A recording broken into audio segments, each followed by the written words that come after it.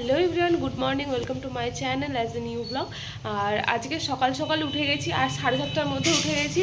তারপরে হচ্ছে কি বলে তোমার, আজকে আমাদের আছে ইভিনিং ডিউটি, আমার আছে, যেহেতু কালকে নাইট অফ ছিল। কালকে নাচের ক্লাসে আরে গেলাম, কালকে অনেকটা রাত হয়ে গেছিলো ওই কাগজপত্রগুলো নিয়ে কাটাকাটি করতে করতে। আর এখন সকালে উঠে মুড়ি খাবো, তো ব্রেকফাস্ট করব, তো তাই জন্য চপ কিনতে আছে জেঠিমার দোকানে। আর এখানে কালুয়া ভলুয়া লেলুয়া ওরা সব খেলা করছে, আরেকজন কই রে। আর তো চলো, আর 2-3 দিন পরে আবার বাড়ি যাব।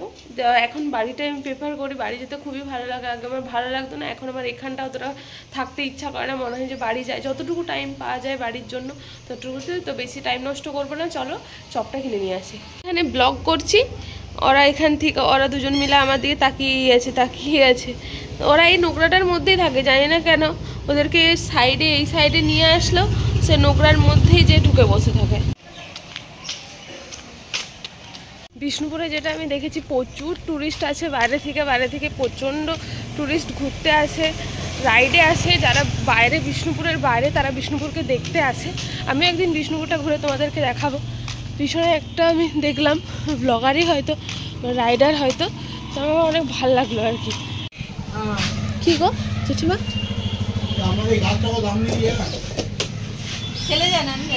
দাদার এখানে নতুন নতুন গাছ চারিদিকে দেখতে হবে, গাছেই গাছ। কালকে দেখছি রে ছবি তুলেছে, এখানে একটা সুন্দর গাছ। মনা কি দুটা আর হচ্ছে মনা আসেনি,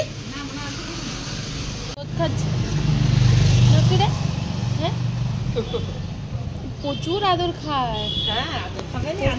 জিনিস প্রচুর আদর খায়, কে রে এটা? মানুষ রিঙ্কা লেগা রিঙ্কা চিকা ও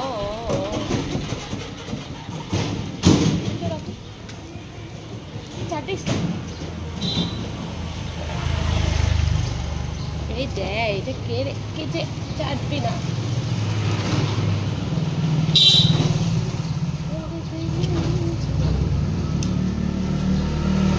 আমি ভাবছিলাম যে একটু মাসিদের বাড়ি যেতে পারি, কারণ বৌদি অনেক দিন ধরে আমি বৌদিকে বলেছি, দেখি বৌদিকে একবার ফোন করব, বড় মাসিমণিদের বাড়ি একবার যেতে পারি।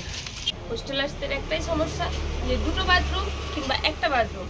তো তোমরা হোস্টেলে যারা আছো তারা জানো যে লাইন পাওয়া খুব জটিল, স্নান করার, অন্য কিছু করার। যাই হোক, তো এখনো লাইন পাইনি। স্নান করবো, দ্বিতীয়ত বাসন ধুবো, তারপরে গোপালকে স্নান করাবো, তারপর অন্য কিছু করবো। আর প্রথম কথা, ভিডিওটা করতে করতে কেটে গেল, কারণ একটা ফোন এসেছিলো, খুব important phone, very busy man. তো যাই হোক, আর আমার বাবা ওরা কুম্ভমেলা দেখতে যাচ্ছে। তো কুম্ভমেলা দেখতে যাচ্ছে আমি শুনলাম, তো এটা 144 বছর পর কুম্ভমেলা হচ্ছে। মানে আমাদের যারা, আমি তো দেখতে পাচ্ছি না, আমার দিদি যাবে, বাবা যাবে। তো যারা অনেক দিন পর হচ্ছে কি বলে, মানে এটাই হয়তো লাস্ট ওদের, আমার জেনারেশনেও হয়তো লাস্ট, আমিও হয়তো বেঁচে থাকতে থাকতে হয়তো না, আমিও দেখতে পাবো না, আমাদের হয়তো পরের জেনারেশন, তারপরের জেনারেশন এটা দেখতে পাবে। আর তো সেই টাইমে আমি একটু বাড়ি যাব, কারণ আমাকে বলছিল কিন্তু এতদিন ছুটি নেওয়া অসম্ভব, 7-8 দিন ছুটি কোনো হসপিটালে দিবে না, বলবে তুমি বেরিয়ে যাও, তারপর যা খুশি করো। আর তো বাসন ধুবো, তারপরে ইভিনিং ডিউটি আছে, যেটা আমার একদমই ভালো লাগে না ডিউটি যেতে। আর নেই বলার মতো, বলার মতো কিছু নেই নয়, আমি যে আইব্রো করেছি ওটা দেখানোর জন্যই তো ভিডিওটা অন করলাম। কালকে আমি আইব্রো করতে গেছিলাম, অনেকদিন করি না, ভাবলাম সরস্বতী পুজোর আগেই করে নিই, তখন কিরকম কি ভিড় থাকবে। তো তাই জন্য সরস্বতী পুজোর আগেই আমি আইব্রোটা করেছি। তো কেমন হয়েছে আইব্রোটা বলবে, ঠিক হয়েছে কি গন্ডগোল হয়েছে, আগেরটা ভালো ছিল নাকি। আর সরস্বতী পুজোতে কি করছি না করছি, আমার ছুটি নেই, ডিউটি আছে কম বেশি করে, তো সেটাও আমি শেয়ার করব। এখন যেহেতু ডেলি ব্লগ শেয়ার করছি, আমার ভালোও লাগছে, আর আমি খুব খুশিতেও আছি যে তোমাদের সাথে সবটা শেয়ার করতে পারছি। আমি বাইরে বেরিয়ে, তাই আমি বলি যে কালকে থেকে এখানে দেখতে পাইনি আরেকজনকে। আমি যে চান করতে ঢুকেছি, 3টা, এইটা একটা কালো আর একটা সাদা। চান করে বেরিয়ে মাসি বলছে যে অ্যাক্সিডেন্ট করে দিয়েছে।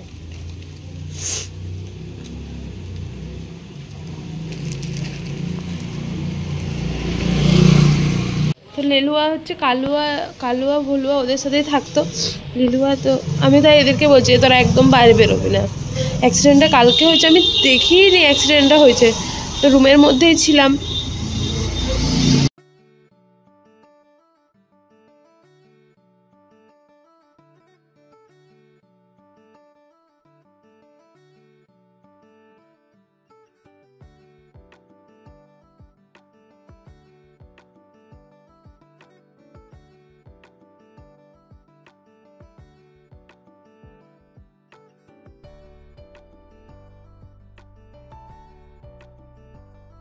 ওগুলো আমি আজকে ব্রাশ করে পরিষ্কার করেছি। এই জুতোগুলো প্রচণ্ড নোংরা হয়েছিল। আর একটা চপ্পলের আমার ফিতে মানে একটা পা খড়া হয়ে গেছে, ওই পাটাকে ঠিক করতে আজকে দোকানে নিয়ে যাব, কিংবা ফিতা নিয়ে এসে নিজেই লাগাবো, যেহেতু বাবা ছোটোবেলায় কীভাবে ফিতা লাগাতে হয় জুতো দেখিয়ে রেখেছে। আমাদের হসপিটালটা খুবই কাছে, এটা হলো হোস্টেলের বিল্ডিং, এটা হলো আমাদের হসপিটালটা দূর থেকে খুব সুন্দর লাগে, যেহেতু ব্লু কালারের, আর ক্যামেরা তো খুব সুন্দর আসে।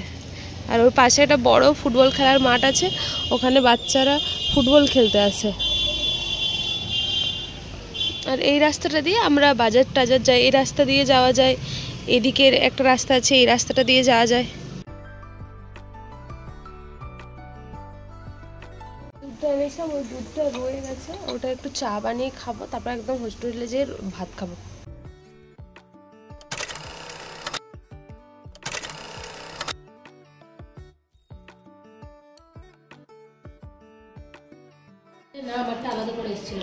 As a tiffin time evening duty ছিল, ইভিনিং ডিউটি করে এখন যাচ্ছি বাড়ি। মা ফোন করেছিল, আমার মনও খারাপ, মায়ের মনও খারাপ, তো এখন যাব বাড়ি। মা ফোন করছে, ট্রেনটাতে যাব, 8:07 ট্রেনটা, তো ওই ট্রেনটাই করে বাড়ি যাব। তো বাড়িতে যেয়ে একদম কথা হচ্ছে, আর ওখান থেকে কীভাবে যাচ্ছি সেটা তো শেয়ার করবো যদি সম্ভব হয়। তো এরা পাচ্ছে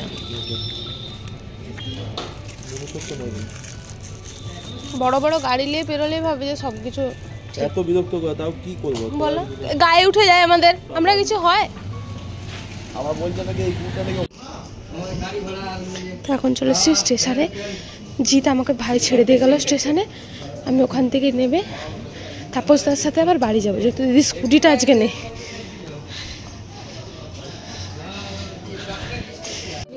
চুকে কোনটা যে ভাল লাগছে। ঘরে এসে দুধে এসে তো পিঠা খাচ্ছি।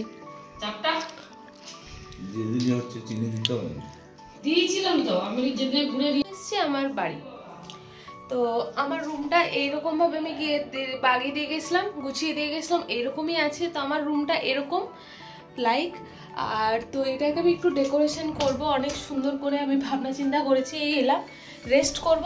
তো কালকে তোমাদের সাথে অ্যাজ এ বিএন নিউ ব্লগ নিয়ে দেখা হবে। বাদাম পাটালি রাজস্থান থেকে দিদিভাই গিয়েছিল, তো এনেছিল, ওটাই খাচ্ছিলাম, মুখে লেগেছিল।